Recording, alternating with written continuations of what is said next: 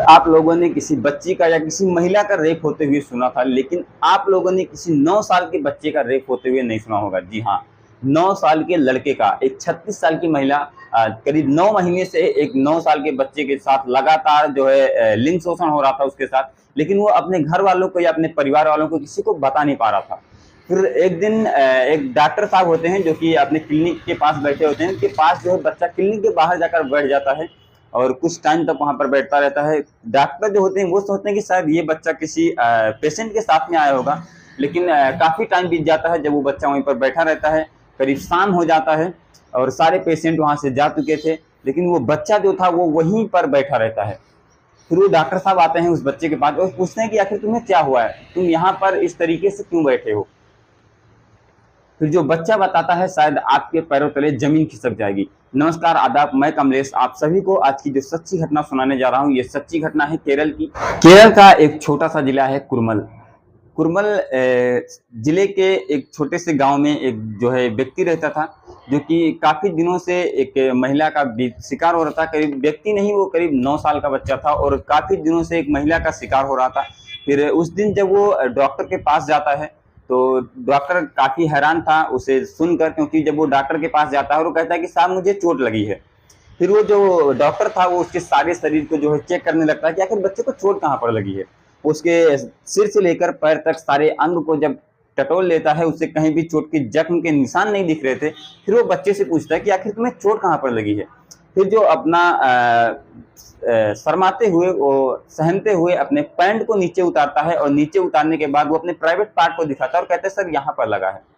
फिर जिस तरीके से वहां पर चोट लगा था वो डॉक्टर कहीं ना कहीं देखकर अचंभित हो जाता है कि आखिर ऐसे कैसे लग सकता है, क्योंकि वहां पर ऐसे लग रहा था कि जैसे किसी व्यक्ति ने उसे नाखून से खरोचा हो। फिर जब डॉक्टर उससे काफी बार पूछता है कि आखिर हुआ क्या है, तुम सच बताओ कि आखिर यहाँ पर हुआ क्या है। फिर वो बच्चा बताता है कि मैं साइकिल चला रहा था नॉर्मली और साइकिल से गिर गया, इस वजह से यहाँ पर चोट लगी है। लेकिन कहीं ना कहीं उस डॉक्टर को विश्वास नहीं होता उसकी बातों पर। फिर वो जो डॉक्टर होता है वो उसे चॉकलेट का लालच देता है, कहता है कि मैं तुम्हें चॉकलेट दूंगा, लेकिन तुम बताओ कि आखिर तुम्हारे साथ हुआ क्या है एक्चुअल में। फिर वो बच्चा जो है बताता है, कहता है कि आप मैं बता दूंगा आपको, लेकिन आप किसी को ये बात बताओगे नहीं। फिर वो डॉक्टर कहता है कि हाँ ठीक है, मैं किसी को नहीं बताऊंगा। फिर वो बच्चा बताता है कि मेरी स्कूल टीचर हैं, जो कि मेरी क्लास टीचर हैं, हमारे पास के मोहल्ले में रहती हैं, लेकिन स्कूल में जब भी मैं जाता हूँ तो मुझे पढ़ाने के बजाय वो हमारे साथ गंदे गंदे काम करती हैं।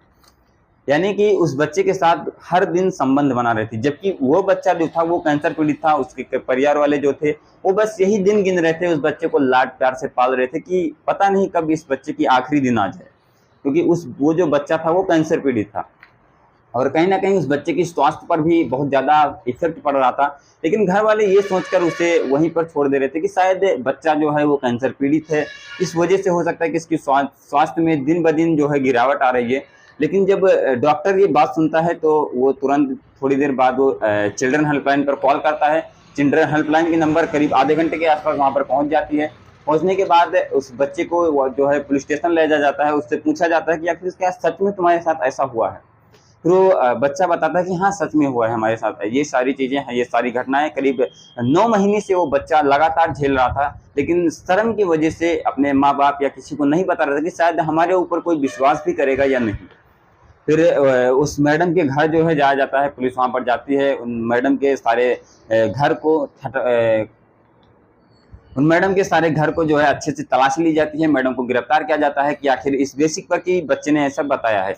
फिर मैडम के घर के अंदर जब प्रवेश किया जाता है तो वहां पर कुछ सेक्सुअल जो चीजें होती हैं वो मिलती हैं। बाकी आप लोग गूगल वगैरह पे सर्च करके देख सकते हैं, मैं यहाँ पर डिटेल में तो नहीं बता सकता कि सेक्सुअल के जो खिलौने होते हैं वो उनके रूम में पाए जाते हैं। कहीं ना कहीं उनके फोन में जो होता है वो गंदे गंदे वीडियोज पाए जाते हैं। इसके आधार पर पुलिस उन्हें गिरफ्तार करती है। गिरफ्तार करने के बाद उन्हें जेल भेजती है।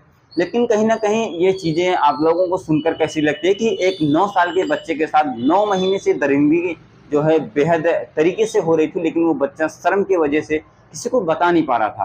तो शायद ये इससे आप लोगों को कुछ जानकारी लेने की जरूरत है कि आपके बच्चे जो है क्या कर रहे हैं, कहाँ जा रहे हैं, कैसे कर रहे हैं। ये सारी चीजें आप सभी को पता होनी बिल्कुल जरूरी है।